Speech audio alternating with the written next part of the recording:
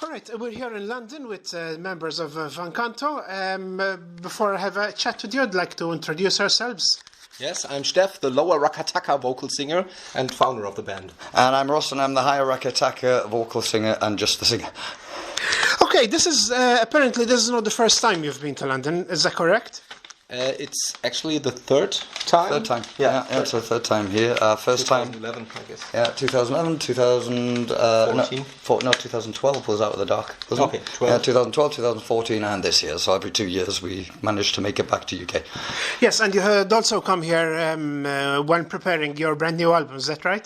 Can you tell me more about that? Exactly, yeah. Steph and Basti came over to meet up with the London Metro Voices, who also appeared on Lord of the Rings and Harry Potter movies as a choir, and Mr. John Rhys Davis, who did the reading for the CD for us as well, which was really cool. Yes, and what was it like working with this choir, considering you are a vocals-based band, you know, working with other vocalists? Of course, it was great because the level of singers was that high, and we worked together with a choir in Australia last year, so we were quite in the subject, and of course, it was a great thing to work with singers that already did their work for great Hollywood blockbusters. So great. And you mentioned the actor, John Rhys Davis. In your opinion, what difference did he make to the listening experience of Voices of Fire? Well, you could have an inexperienced actor who doesn't have the right nuances in the way they talk or that kind of voice. I mean, who would you rather have read your biography? Somebody like Pee Wee Herman, or would you have Morgan Freeman?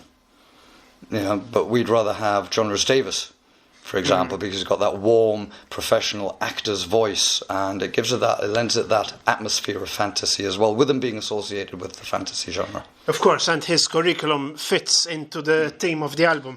Let's speak in greater detail about this Voices of Fire. It's unlike anything you've done before, definitely. So can you give a quick description of the album and explain how it is linked with a particular book? Yeah, well, it's the first album of the project that we call Metal Vocal Musical.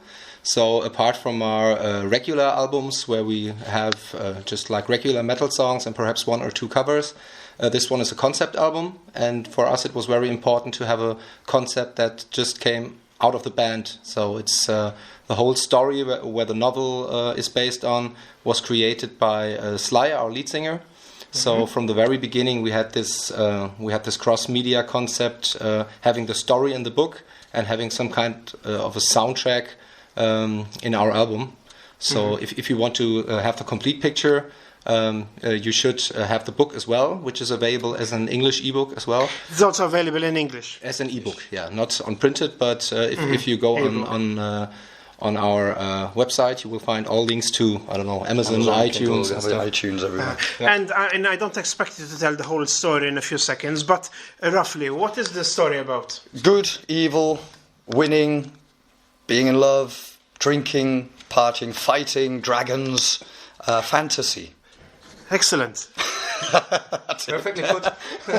Yeah, definitely. And you also did a video clip with the John too, right? Yeah, which is quite the Bard Call. Spectacular, Which right? is the Bard Call. We teamed up with the same guys who we did the Bada Boom with, and it was absolutely fantastic. I mean, a great day, and a great script as well that actually fits to the video and the theme of the album as well. So, 10 years, 6 albums, countless tours and performances with some of metal's biggest festivals. It's quite remarkable what the band has achieved. So, when starting out, did you ever think an a cappella project would get this far? No, never. No. And it's there are both sides of the story. On the one hand, if you just tell us that it's 10 years and it's our 6th album, then I think it's amazing. We only did recordings and touring during the last 10 years. On the other hand, if I think of the first album, to me it seems like it's 20 years ago, because we just had so much experiences during the last years, and I think the basic part of success of Canto is that it was never planned, that it just happened, and that we grew with the name of the band, and we did not expect anything in the beginning, so we were just surprised by everything that happened, and that's a good thing. Yeah. And do you remember the first time you performed with a metal band? Did you feel strange performing with a...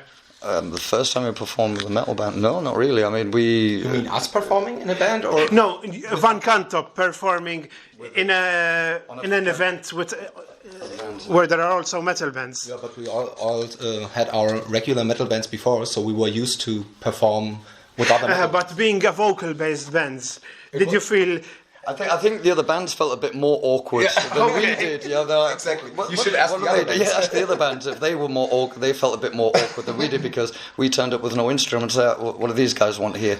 Yeah, they're in the wrong venue. You can imagine the sound technician looking for your instruments. Exactly. So where the instruments are, we don't have any. What are you going to do? This. The mouth. That's the reason why we bring our own guys now, so we don't have to explain anything. Oh, okay. You should ask the other bands if they felt awkward with us. We felt great. Okay, recently Jan Moritz joined the band. In fact, I had seen him perform with our friend Land last year in London. How did he end up with Van Canto since then? We call it, or they call it in German, Vitamin B. That's who you know.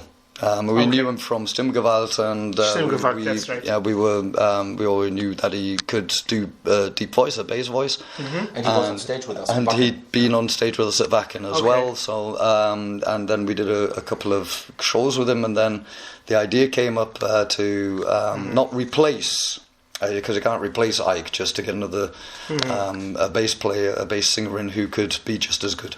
But before he joined, he was already halfway in. He was already halfway in anyway. For us, it felt better than having auditions or anything. We just wanted to have somebody who's already trained and knows how we are backstage. Yeah. So I'm curious.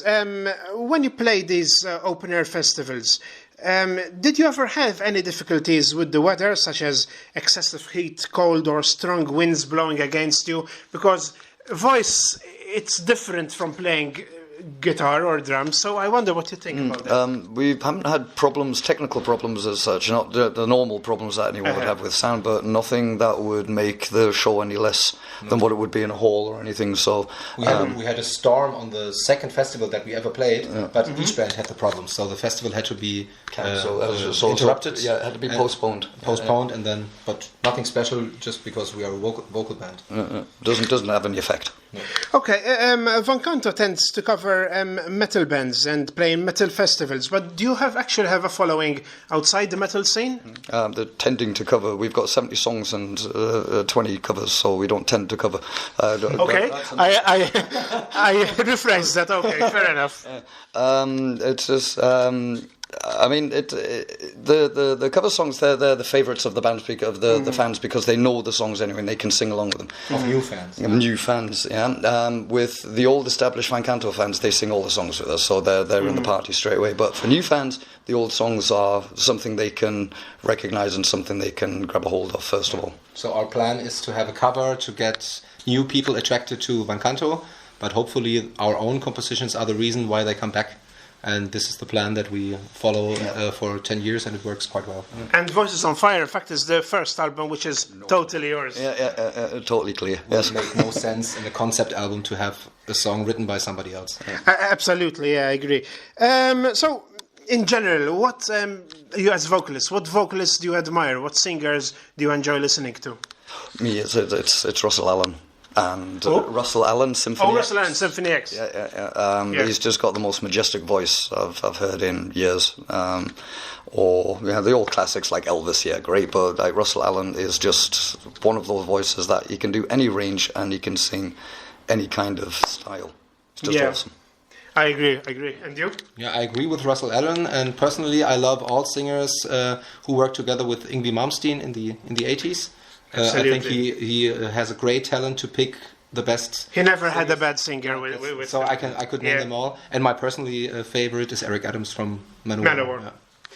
Okay, I mean we've come to the end of this chat. Is there any message you'd like to give out to the fans?